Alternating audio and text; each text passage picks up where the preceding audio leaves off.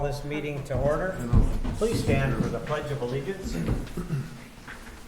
I pledge Allegiance to the flag of the United States of America and to the republic for which it stands, one nation, under God, indivisible, with liberty and justice for all.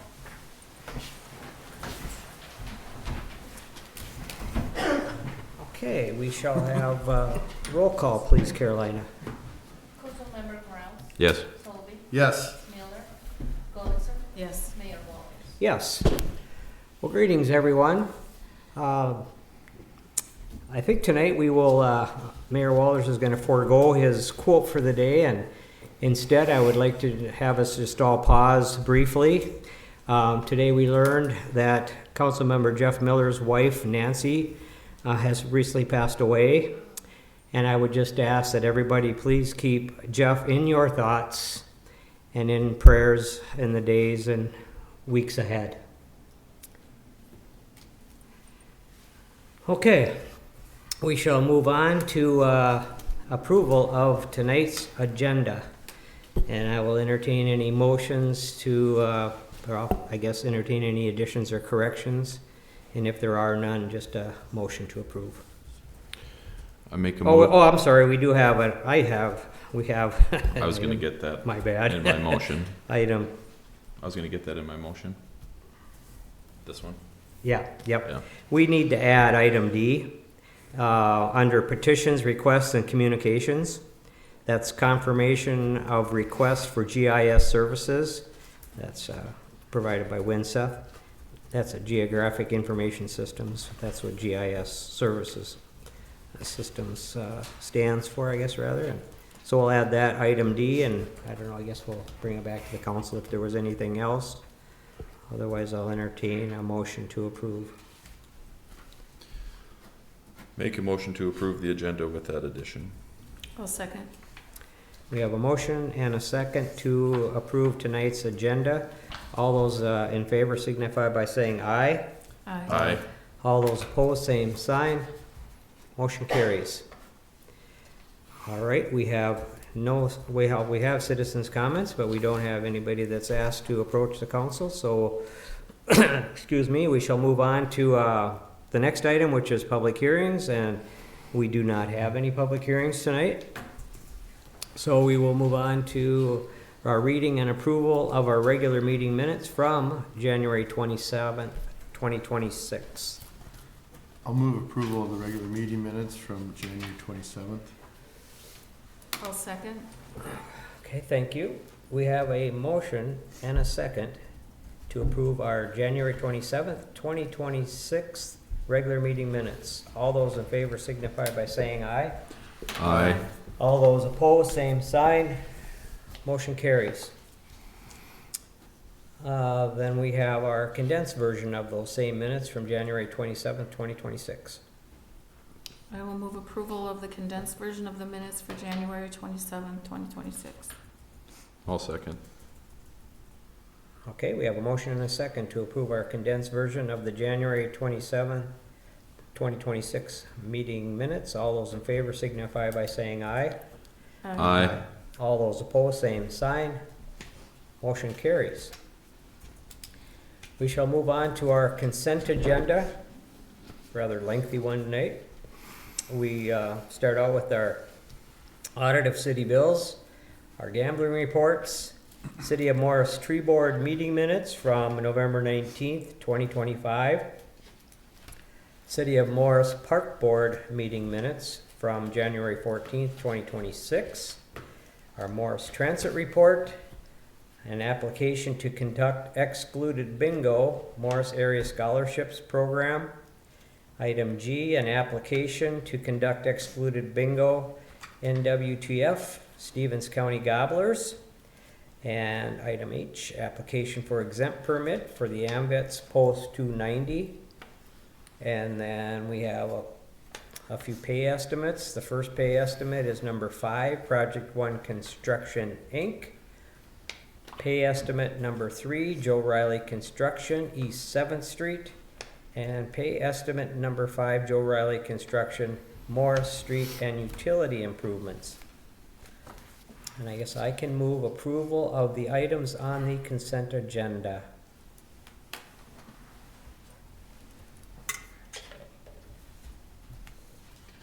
I'll second. Okay, thank you. We have a motion and a second to approve the items on the consent agenda. I'll just bring it back to the city council for discussion on any one of the items on there, or looks like the tree board minutes, when I was reading through that, we're gonna be busy planting trees.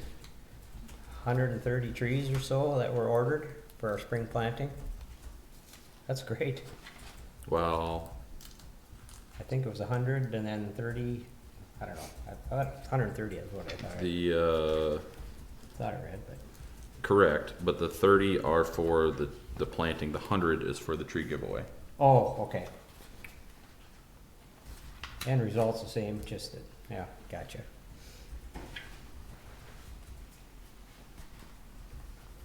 That's good to stay ahead of it.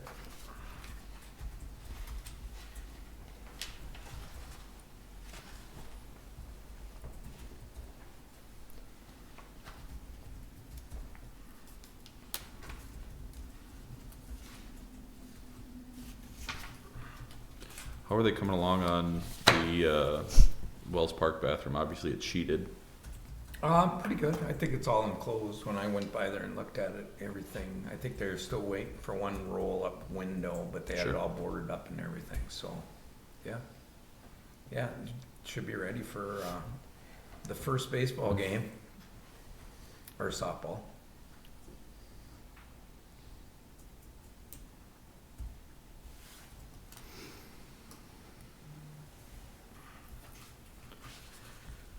I guess I don't really have anything that I don't concerns me straight up, but anybody else?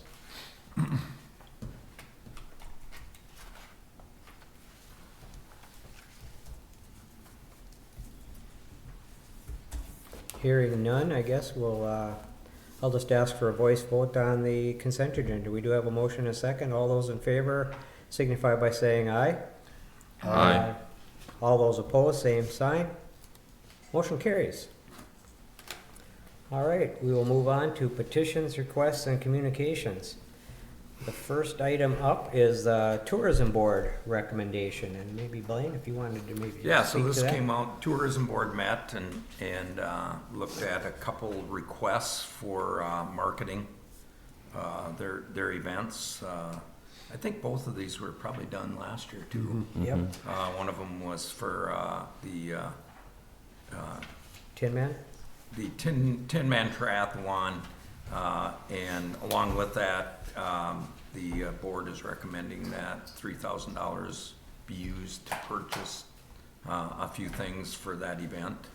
I think last year some money was allocated towards that event too, and that event is growing. They had over 100 people, I think, last year, and they're gonna market it even more this year, so it is very, actually, I happened to be out there when it was happening, and I had some grandkids, and we were watching them come out the back end of the RFC when they switched from swimming to biking. So that's one of them. The other one is Connexiones is asking for support in advertising their community event that they're gonna have out at the Lee Center. So that is quite the event from what I understand. I haven't been to one yet, but it sounds like it's gonna be a fantastic event and bring in people from all over. So that's the recommendation coming out of the Tourism Board. Yeah, the Tin Man is just kinda continues to grow every year. I did participate 2 times, was able to finish. Wanna challenge yourself, Joe? Take on that Tin Man. Someday. That's a challenge, I'll tell you that. Well, and this is the 40th year of that one as well, or the 40th Tin Man is Oh, this yeah. year, so. 40th, yeah, that'll be a big deal. Yeah, it's challenging, for sure. I will move approval of the tourism board recommendations. I'll second. Okay, thank you. We have a motion and a second to approve the tourism board recommendations. All those in favor signify by saying aye. Aye. All those opposed, same sign. Motion carries. The second item before us is a library donation. Yeah, rather nice little boost to the library. Yeah, the library is a Carnegie, well, the original library over where the museum is a Carnegie library. And then it moved after the armory burned down, and they built a new library, and so the Carnegie Foundation was sending out money to all the Carnegie libraries. And so that's where this money, so this will go into the library fund, and they'll be able to utilize that any way they see fit within their operation. So it's a fantastic donation. And there's no stipulations on, Nope. I will move approval of the library donation from the Carnegie Library Foundation. I'll second. Okay. Thank you. We have a motion and a second to approve the library donation in the amount of $10,000. All those in favor signify by saying aye. Aye. All those opposed, same sign. Motion carries. All right, next item is change order number 6 for our Morris Municipal Liquor Store. Maybe Blaine, you want to touch on Yeah, that? and the majority of this is street lighting for the parking lot. So I know there's a lot of discussion about what kind of lights to put on there, and ultimately we made sure that they understood that we do want to have dark sky compliant lighting, but mainly the lighting that they're doing nowadays is that way anyway. That's pretty much the way they do it. I don't know if you have anything else on that. Yeah, it was discussed with it. It's extra dark out there on the outskirts of town, kind of, so while the construction was there to save money to put in extra lighting now, just so the entrance was more lit up and for safety.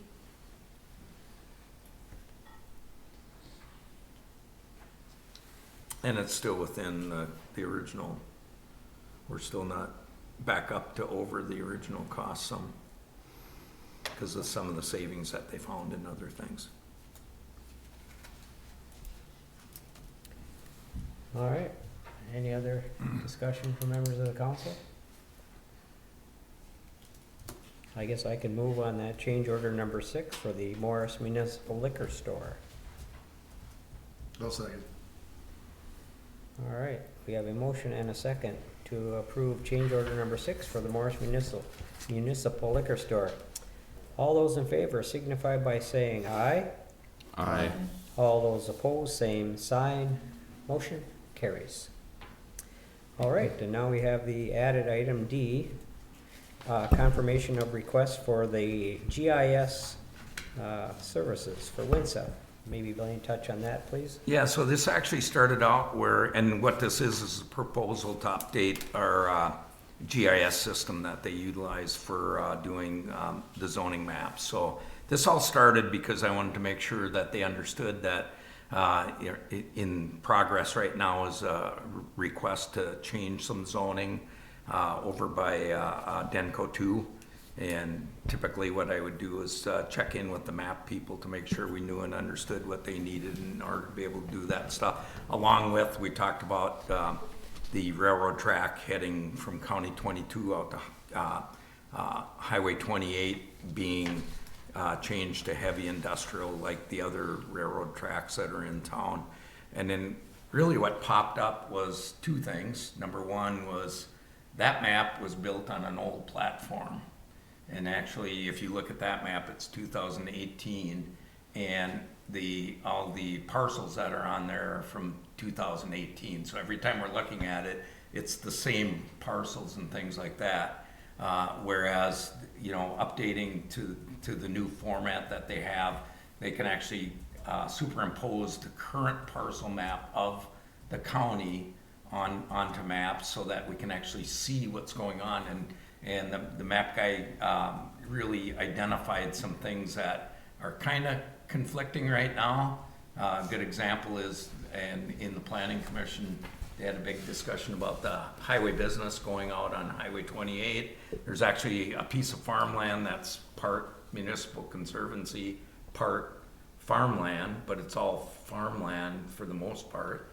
And there's little things like that that they can change. The other thing that popped up was that we do have a shoreland management ordinance that requires that we identify 1,000 feet from the shoreland of Lake Crystal, of Pominee River.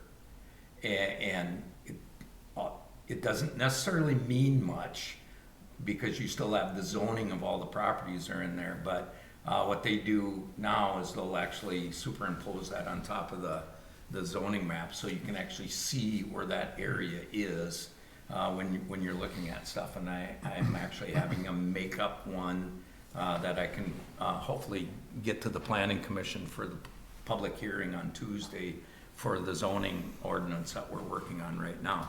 But, so the bottom line is that there's new technology since we did our zoning maps.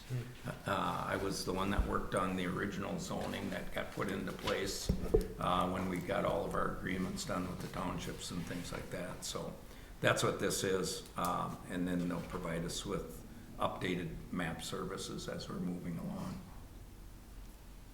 Is there a cost to the updated services as well, each time they update? They'll do it as we need it, so then they'll charge us a rate depending on what so we'll get charged for having a map, superimposed with the shoreland management on there. But they've always, and we've done that before, because if you look at that map, it's been changed. We added a new zoning district along East 7th Street, the small little residential commercial district. There's been some changes to zoning in the past, like out by Jerry's U-Save, when they're getting ready to do their car wash and their office building, stuff like that. So from time to time, if we need the map changed, but they're the keeper of all of our data, and they work really well with Caitlin up at the county. She does a fantastic job up at the county with all the GIS up there on their mapping system.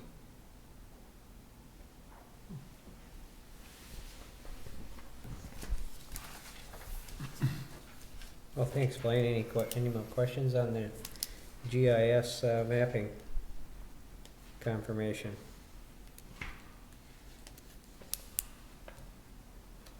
Hearing none, I guess I can move on that confirmation of the request for the GIS services as presented.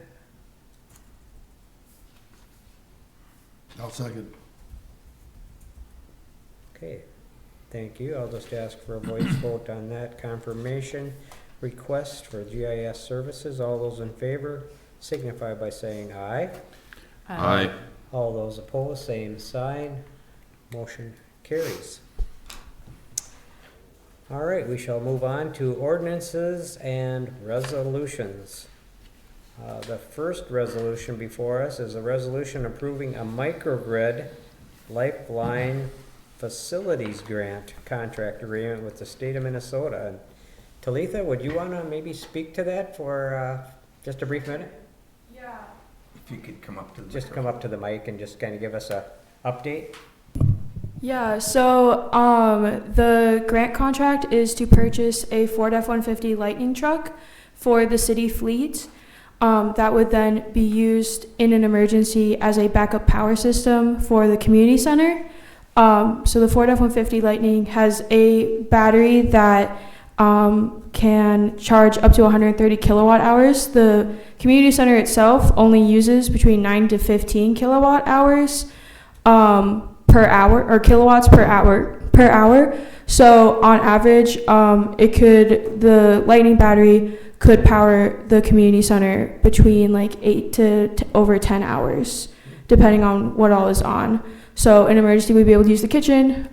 People could come to plug in their devices if they need to, and all of that. So the grant would be also buying the backup power system and the charger that would accompany the truck. That's great, hopefully by then the power comes back on if we can, Yeah, and I'll just add a couple things. Number one, I've told Talitha I got to slow you down because when she gets going on stuff, she just goes on stuff. But this is a good example of, the city of Morris has been working on sustainability issues for a long time, and actually As you know, we won 2 national prizes totaling $300,000 because of the fact all these things that we've been doing and stuff. So from time to time, things pop up that you can take a look at, and does this make sense to do it? This is a demonstration project, and so it's actually funded through U.S. Department of Energy grant that's facilitated through the state of Minnesota Department of Commerce. So grant application was put in, they looked at it, they know who we are pretty much, and said, this sounds like a neat idea for something to try and see how it works. And one of the things I shared with you in my memo is, now you're dealing with the federal government through the state government, and so quite frankly, there's a lot of paperwork that happens with this thing and stuff, but at the same time, it's only 3 pieces. You got a truck, you got some equipment, and you got to get an electrician to put it in. And so it's actually not that complicated, but she'll take care of watching over this and making sure everything happens and getting it done. It's kind of interesting thing, but they still won't let me use that vehicle as a city manager vehicle, so. Hey, you gotta talk to Brad and Ross. They don't want it sitting up at City Hall. Well, and for those in the listening audience who didn't catch that, Talitha is our sustainability coordinator. So, Yes. yeah, she's been doing a good job. We've been trying to, well, keep her busy while she's been on board. She's been doing a good job for us, so thank you for all your hard work. Any questions? That grant estimate, 97,350, that includes, like you mentioned, the Yeah, so the actual- charger, the truck, and the Yeah, the- electrician costs. Yes. Yep.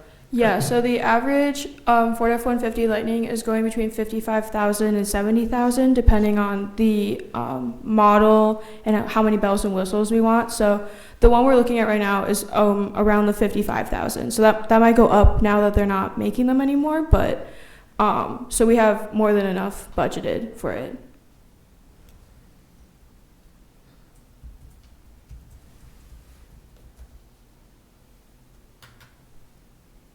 What kind of time frame are we looking at before we'll know one way or the other on this, do you think?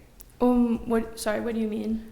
Like the time frame for the whole project? Yeah, Yeah, so hopefully having it completed by the very end of the year. How it's looking right now is once the contract is approved, we would be set to get the truck by May, so we can have it in the city fleet, and then everything follows that. So as soon as it's approved, I'll be able to start the the request for proposal process for the electrician, which would then take place until the end of end of March, beginning of April, okay. for them to get their proposal in, and then we'll choose an electrician to do the work. Okay. So we're looking at about a year out. Yeah, and that's generous time. I'm hoping that we'll have everything in place by like August or September. Okay. So the December timeline is just to make sure that if something happens or a piece can't get ordered in time, that we have enough leeway before they're expecting us to give our final report. It's good to know, thank you. Mm-hmm. Any other questions for Talitha? Okay, hearing none, I guess we'll bring it back to the council for action.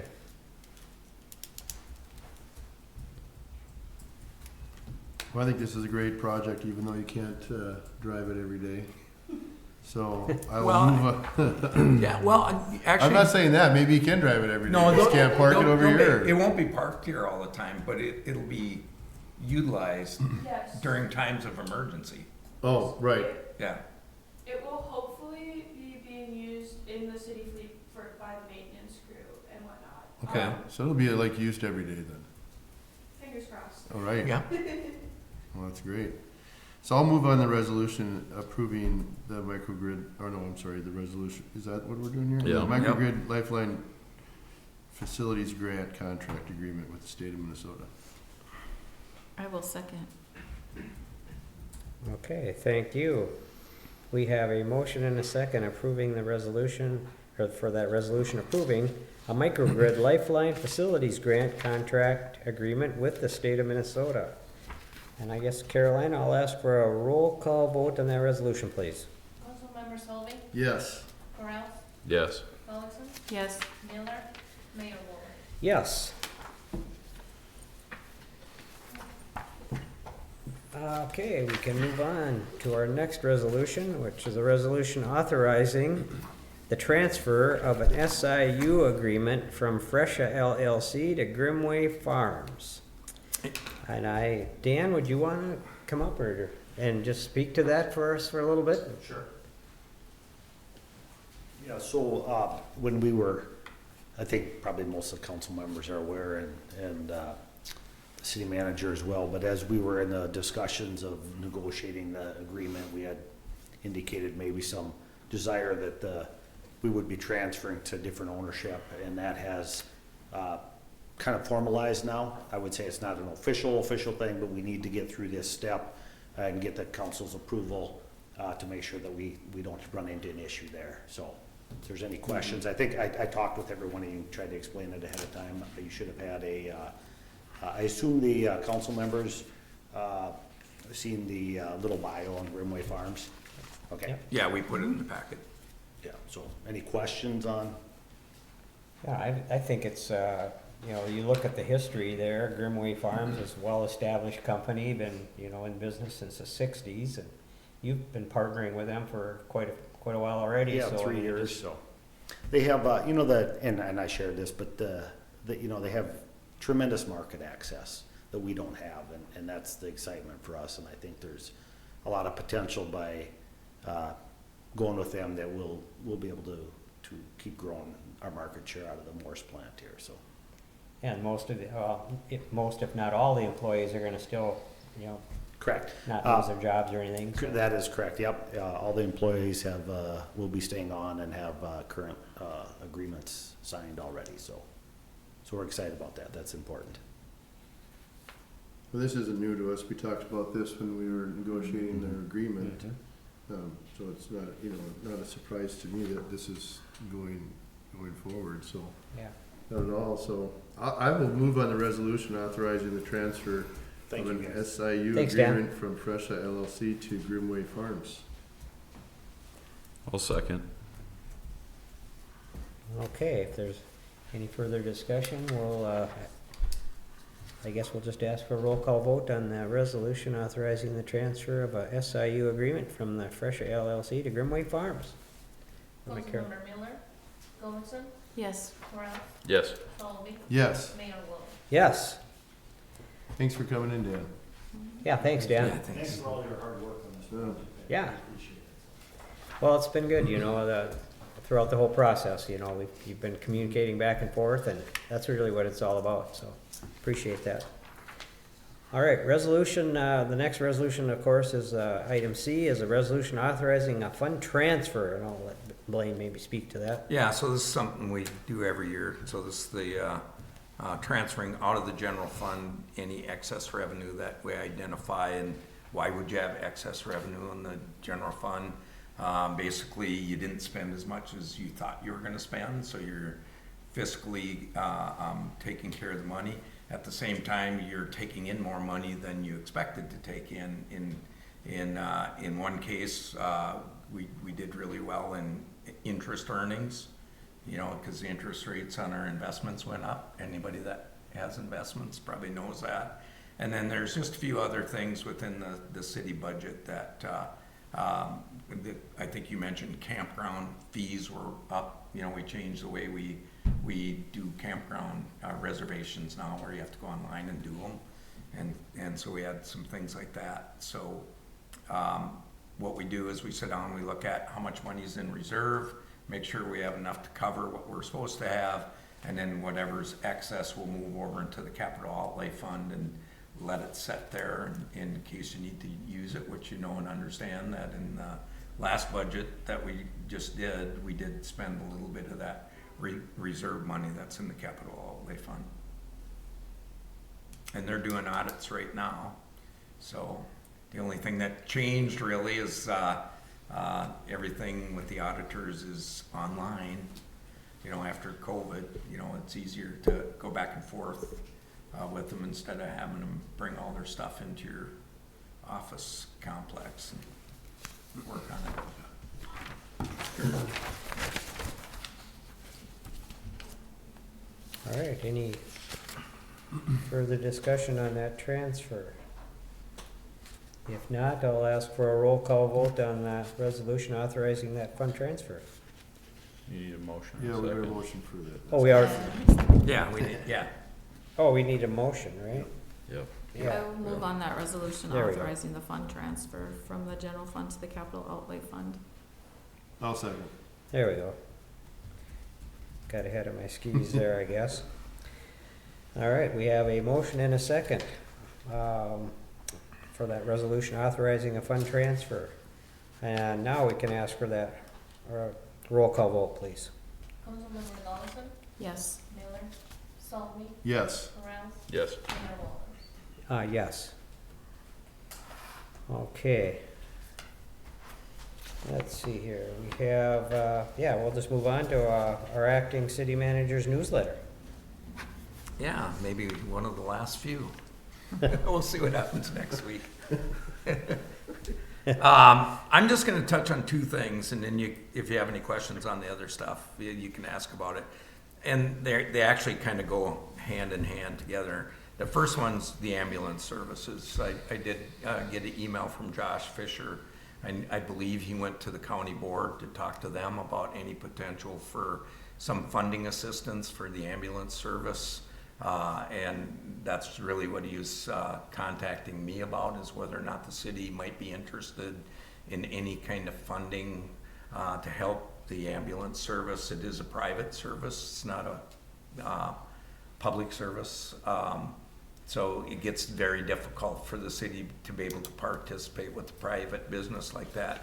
But what it does raise the question about how maybe we can work together as a city government, school district, county, to have a unified voice going back to the legislature. These rural ambulance services are critical to our life here. We're very fortunate in Morris because we do have an ambulance service. We're very fortunate that we have a very good hospital system, clinic system, to take care of all the needs that we have. And maybe the state of Minnesota has to realize that they got to help out some of these rural services. The funding cuts in Medicaid are a big effect on them, so that's one of the things that, they have to deal with. If they're providing the services to people and they're not getting paid for what they should be getting paid to do it. So I would just suggest that maybe we need to think about getting together and having a unified voice with our legislators. They're going to be coming into a smaller session right now. It's typically the bonding year. They don't have their big full-blown budget session, but now's the time to start the discussions about what we can do to help them. And then I'll just answer any other questions you might have. Yeah, I think last year the ambulance services across the state actually lobbied to try to get some additional monies, and they were not awarded really much of anything. It's a kind of a token figure, I guess, in my mind, but it takes a lot of money to run. And, I think a lot of people, it's sort of a pay-as-you-go services, when people, so it's, and where would we be without it? So, yeah, you're right, Billy, and I think we all need to kind of see what we can do to help them. All right. I guess I don't really see anything on the city manager's report that I have a question on. Anybody else? Questions?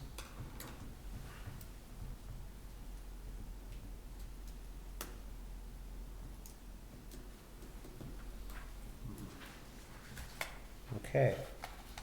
Hearing none, I guess we'll just move on to board updates. If anybody has anything from their respective boards they would like to share, now would be a good time.